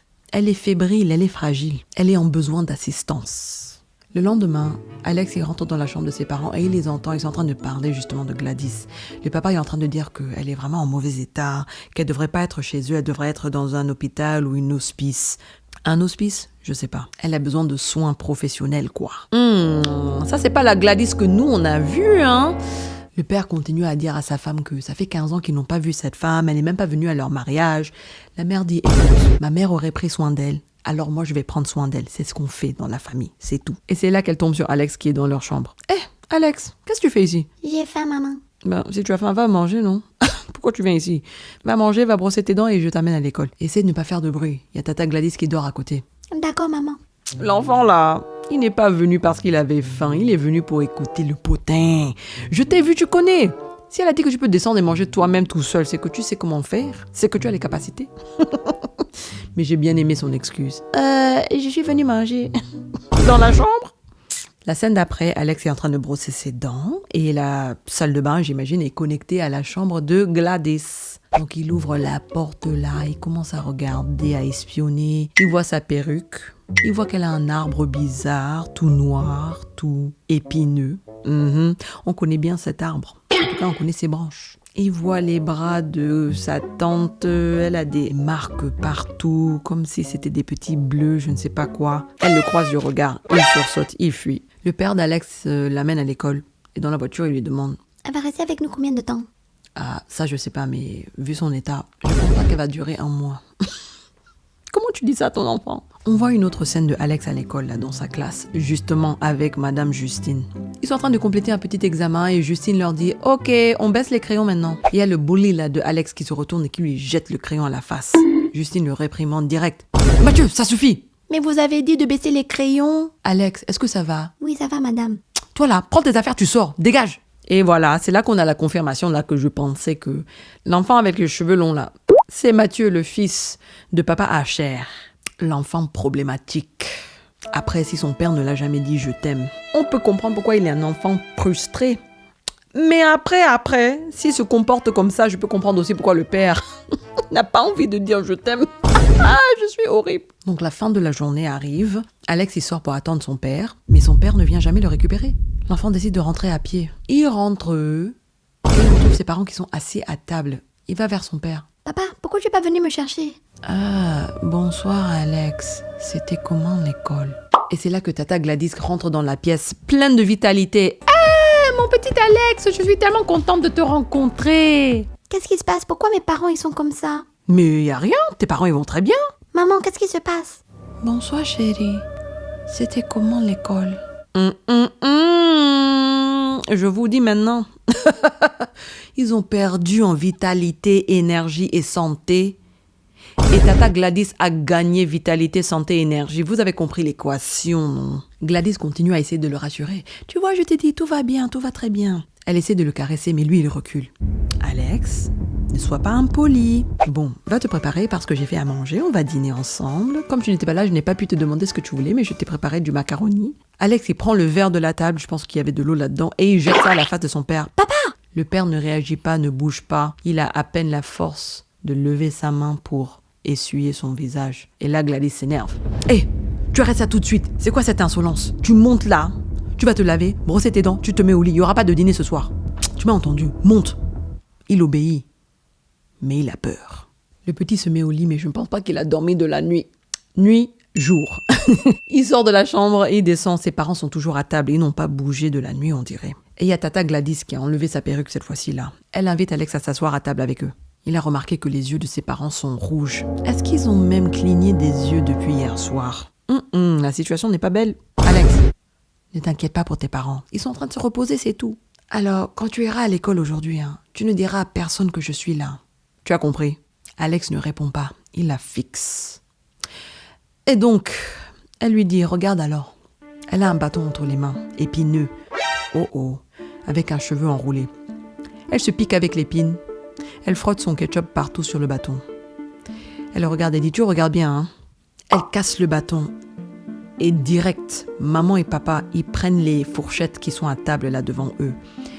Et ils se les plantent là dans le visage, dans les joues, de manière répétitive et sans s'arrêter, comme des machines. Arrêtez maman, arrête papa! Il essaie de les arrêter, mais il n'arrive pas. Gladys dépose le bâton dans un bol d'eau. Et la violence s'arrête. Assieds-toi, elle lui dit. Et elle fixe le petit, elle lui dit, bon, je pense que tu comprends maintenant que je suis sérieuse quand je te dis de ne pas dire à une seule personne vivante que je suis ici, que je suis chez tes parents. Parce que si tu le fais, tu as bien vu ce que je suis capable de faire, non? Tu ne parleras pas de moi, promets-le. Je le promets. Tu sais que je saurai, hein. En tout cas, va à l'école, va attraper le bus. Hey, le pauvre enfant là, torturé. Alex, il va à l'école, mais il est vide. Il est déprimé, bien entendu. Il rentre, il va dans une chambre qui a des affaires stockées. Tata Gladys a changé un peu l'aménagement de sa chambre. Elle est en train de méditer par terre devant son arbre maléfique. Et lorsque Alex s'approche de sa porte, elle lui dit « On ne part pas aujourd'hui. Les parents ont besoin d'être nourris, va les nourrir. Il y a de la soupe dans la cuisine. » Et c'est là qu'on voit un petit montage de Alex. Il ouvre les canettes de soupe. Il nourrit ses parents. Et le lendemain, c'est la même chose. Il prend le bus, il va à l'école, il va faire ses propres courses. Il nourrit ses parents, tout ce sodium-là, et rebelote. Un soir, Alex est au lit. Franchement, on ne sait pas combien de jours se sont écoulés entre-temps. Alex est au lit, il entend Gladys l'appeler. Alex se dirige vers sa chambre et il la retrouve par terre. Elle n'est pas bien. Elle est au-dessus d'un seau là et on est en train de cracher quoi. On voit que la vitalité est en train de s'épuiser. Et elle lui dit, je suis très malade mon petit. Tu veux un verre d'eau? Un verre d'eau ne va pas m'aider. Ça fait longtemps que ce genre de maladie ne peut pas s'aider par un verre d'eau. Qu'est-ce qui peut t'aider? Je pensais que tes parents ils pourraient m'aider, mais il s'avère que ça ne suffit pas. Tu vas aller à l'hôpital? Les hôpitaux ne peuvent pas m'aider non plus. Mais peut-être que toi tu peux m'aider. Mais comment? Demain quand tu iras à l'école, est-ce que tu peux récupérer un objet de chaque membre de ta classe et me les ramener s'il te plaît? Alex, non! Non! N'écoute pas! Alex y réfléchit, dit négociation commence. Et si ta condition s'améliore? Si tu guéris, tu retournes chez toi? Si je guéris, je retourne chez moi, oui. Est-ce qu'on peut lui faire confiance? Est-ce que les sorcières, elles doivent honorer des pactes qu'elles font? Attention, écoutez-moi bien, ne faites pas de pacte avec des sorcières, que ça soit clair, mon positionnement. Le lendemain, Alex s'active. Et non pas par la magie noire du gris-gris, mais plutôt par la magie noire de notre monde là, qu'on appelle la manipulation. Pendant le cours de gym, il s'absente pour aller récolter les dessins de ses camarades de classe. Madame Justine a remarqué son absence. Donc elle abandonne tous les autres enfants pour aller voir cet un enfant. Madame, tu fais à moitié ton travail. Donc, elle lui pose la question. Hé, Alex, qu'est-ce que tu fais ici? Pourquoi tu as fui comme ça? Oui, je jouais avec les autres et j'avais oublié quelque chose dans mes affaires. Donc je suis venue récupérer mon jouet, c'est tout. D'accord. Mais attends, j'ai remarqué que dernièrement, là, tu parles pas trop et tout. Qu'est-ce qui se passe? Non, rien, tout va bien. Ok, d'accord. Mais t'es sûre? Oui. Bon, je veux que tu saches que tu peux me parler, hein. S'il y a quoi que ce soit, tu peux me parler de tout. Je suis là pour toi, d'accord? Tu as compris? Oui, d'accord. Est-ce que je peux retourner jouer maintenant? Elle le libère. Alex rentre de l'école. Il court vers la chambre de Tata. Et il lui laisse à la porte de sa chambre par terre tous les petits dessins avec les noms là des enfants. À 2h15, l'enfant se lève parce qu'il entend des bruits en bas. Il descend et il retrouve Tata Gladys dans la cuisine qui est en train de faire une incantation. Elle a mis les petits papiers dans le bol là avec je sais pas quoi. Elle a craché dedans, elle a mis du feu. Elle lève sa cloche et elle fait un ding. On nous montre l'heure, il est 2h17. Bon, d'accord, j'accepte le 2h17 alors. Gladys et Alex sont à l'entrée de la maison et ils attendent. C'est là qu'on voit les petits arriver là en avion. Choup. Un par un, ils rentrent dans la maison en courant. Les petites missiles là. Alex a l'air concerné, mais Gladys a l'air satisfaite. Le lendemain, Alex se pointe à l'école, mine de rien. Oh, touloulou, ne regardez pas ici. C'est là qu'on voit un petit montage. Justine arrive dans la classe, il n'y a pas d'enfant à part Alex. On voit Alex qui se fait interroger par des détectives. Il est accompagné de son père et de Gladys, qui assure le silence du petit par sa présence. Prochaine scène, Alex est avec sa tante. Pendant qu'elle est en train d'enlever les feuilles là sur sa petite branche de son petit bonsaï maléfique là. Il étudie son rituel. Pendant qu'elle prépare ses gris-gris, elle lui dit « Il y a des gens qui vont venir chercher la maison demain. Il faut qu'on remette la maison en état. » Donc les deux se mettent à nettoyer la maison. J'ai l'impression que c'est surtout le petit. Il passe l'aspirateur, il enlève le papier journal sur les fenêtres, nani nanana. Tata, elle allait plutôt prendre des cheveux ou surtout des fils sur les vêtements des enfants là qui sont dans le sous-sol. Et elle les a envoyés je ne sais pas où dans la nuit là. On les voit par terre en mode avion encore. En mode avion, j'adore. Yo, je pense que je viens de comprendre la métaphore. Ils sont en mode avion, ils sont éteints. On peut plus communiquer avec eux. Wow. Ok, c'est pas anodin tout ça. Oh my God. Wow. Yo, il faut creuser. Comme quoi, il faut creuser pour comprendre ce film. Hein. Donc les détectives, ils viennent à la maison, ils sont accueillis par Gladys. Ah, tout va bien, blablabla. Ils visitent la maison. Gladys regarde Alex d'un air noir, en mode tu as intérêt à... Tu sais quoi faire, quoi. Alex reprend sa petite routine. Il va à l'école, il rentre, il nourrit ses parents. Mais maintenant, il doit nourrir les enfants qui sont au sous-sol aussi. L'enfant là, il est occupé, hein. Je pense que dans la suite du film, on le retrouve adulte et il sera infirmier parce que là, il a tout l'entraînement. Il nourrit même son bully, le tyran de l'école là, Mathieu. Je sais pas si je l'aurais nourri, moi. J'aurais dit, oui, tout le monde est nourri. À part ce petit malfrat, mais ça, je le garde pour moi. Je rigole. Un jour, en rentrant, il voit que dehors, il y a la voiture de la police. Oh, il rentre dans la maison et il voit le policier qui est dans le salon, qui est debout là. Il bouge pas, il est figé. Il est en mode avion lui aussi, c'est fou, c'est fini. Désolé mon petit, tu as eu espoir, je pense. Il se rapproche du policier, il se retourne et il retrouve quelqu'un d'autre qui est aussi en mode avion. C'est James. Gladys apparaît pour lui dire « Fais tes valises, on part demain. » Comment ça, on? Tu avais dit que tu partais demain. Comment ça, on part? Elle se dirige vers sa chambre et lui dit « Ne dépasse pas le sel. » Oh! Vous vous souvenez de Hocus Pocus? Qui a vu ce film-là? Faites-moi signe dans les commentaires si vous avez vu ce classique de Disney. Quand elle a dit le sel, là, j'ai dit « Ah, les barrières. » Mais elle a traversé ça comme si ce n'était rien. Intéressant. Il y a les deux parents, là, de Alex, qui sont juste là, debout, immobiles. Le lendemain matin, tôt même, genre 5h du mat, Alex va à sa fenêtre et il voit dehors un 4x4 stationné dans la rue d'en face. Qui est dans ce 4x4? On retrouve nos amis Papa Archer et Justine. Et voilà que la boucle se ferme sur l'histoire d'Alex et on rejoint l'histoire principale. Les deux là, ils guettent la maison. Ils ont remarqué qu'il y a la voiture de la police. Ils trouvent ça bizarre. Ils savent pas ce qu'il faut faire. La porte d'entrée s'ouvre et le cops apparaît.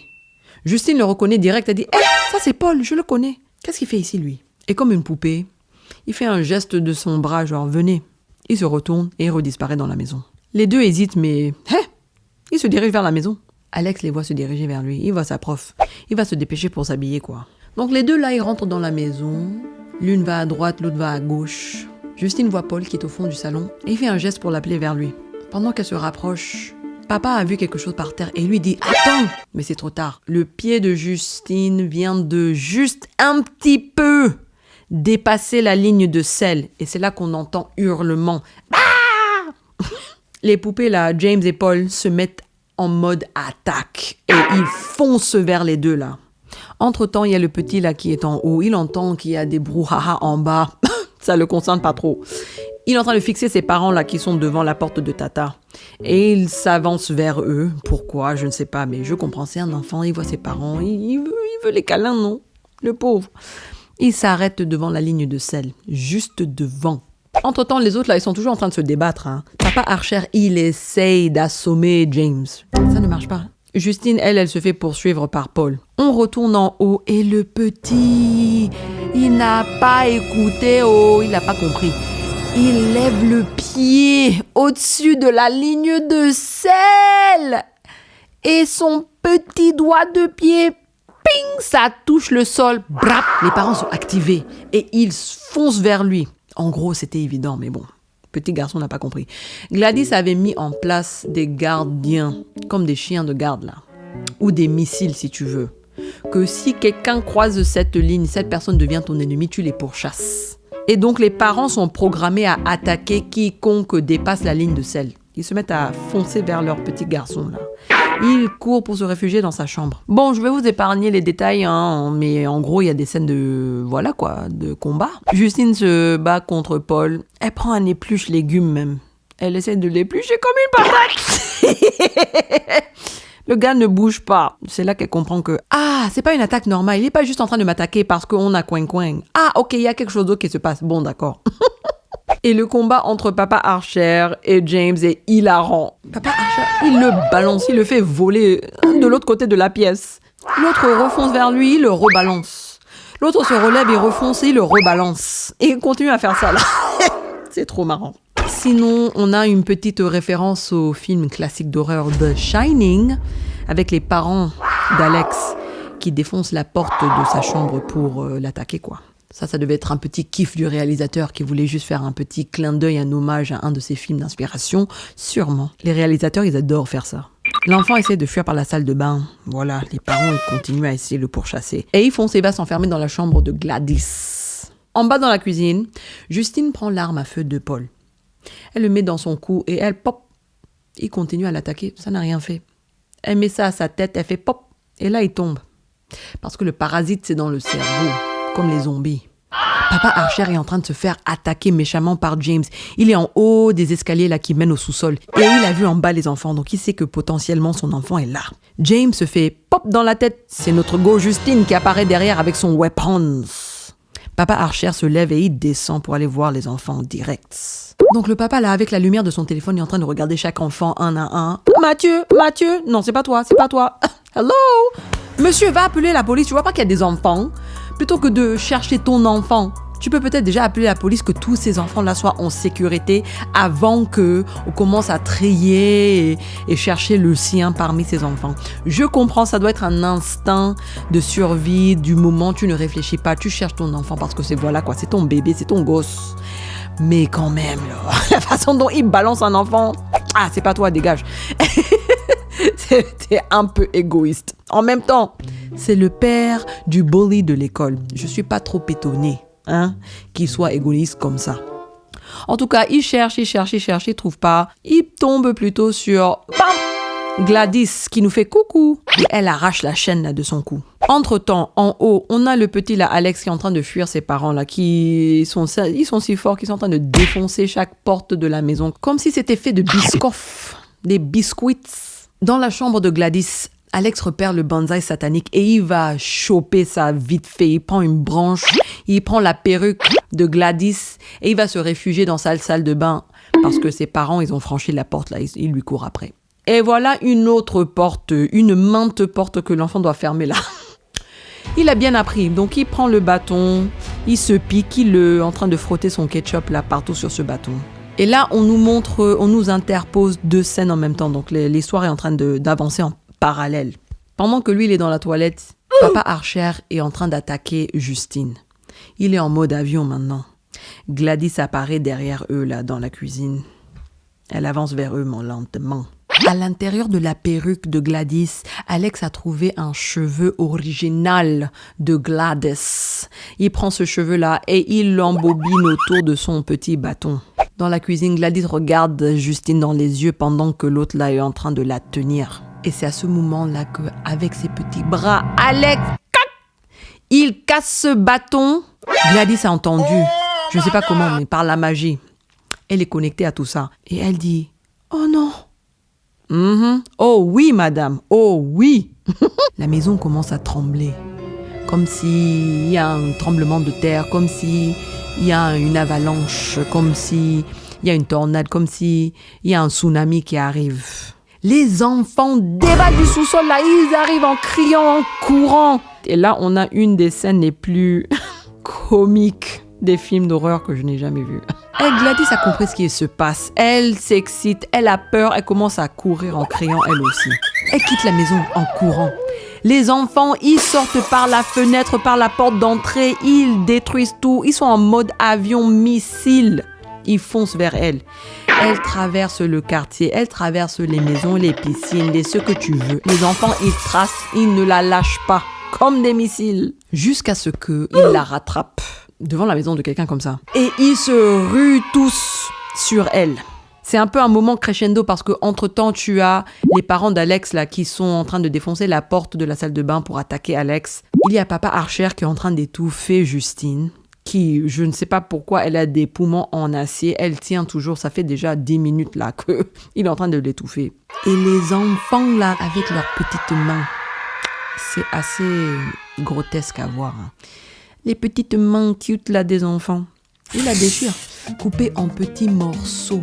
Et c'est là que ses sorts s'annulent. Papa Archer, il lâche Justine et il va à la recherche de son fils. Il suit la piste de débris là que les enfants ils ont laissé dans le quartier pour retrouver. Il traverse même le salon des gens comme ça là. Il leur fait peur comme ça juste pour retrouver son enfant. Lui aussi, il est en mode avion.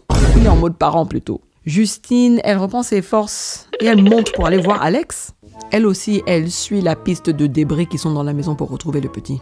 Papa Archer a continué à suivre les petits indices et bam, il trouve les enfants. Et parmi eux, il trouve son fils. Il les retrouve bizarrement debout, toujours un peu en mode avion on dirait, en transe.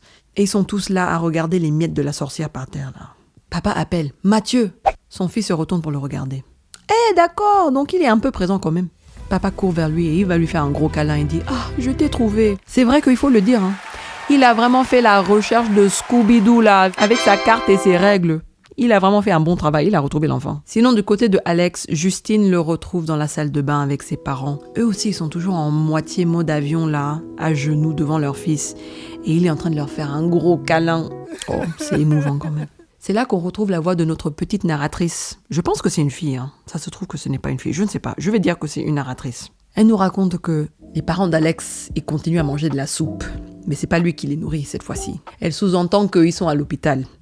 Psychiatrique, de soins, on ne sait pas. Ils sont à l'hôpital. Et lui, il est parti vivre avec une autre tante. J'imagine une vraie tante cette fois-ci.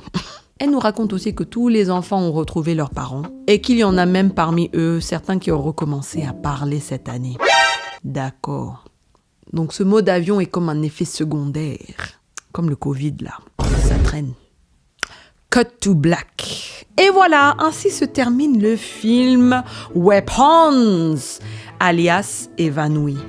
J'espère que ça vous a plu, que ce récap vous a plu, que l'histoire vous a plu, que mes petits commentaires, mon petit sel et poivre vous a plu aussi. J'aimerais vraiment que vous me laissiez votre feedback dans les commentaires. Ça m'aide beaucoup, beaucoup. Et si vous avez des recommandations, s'il y a d'autres films d'horreur que vous voulez que je récapse, ça peut être marrant, on peut faire ça ensemble. Vous me dites, et moi, comme une missile thermique, je m'active et je fonce vers le prochain résumé. N'oubliez pas d'aimer cette vidéo si ça vous a plu et de la partager avec ceux qui l'aimeront peut-être aussi. N'oubliez pas non plus de vous abonner et je vous retrouve dans la prochaine vidéo. Ok, bye!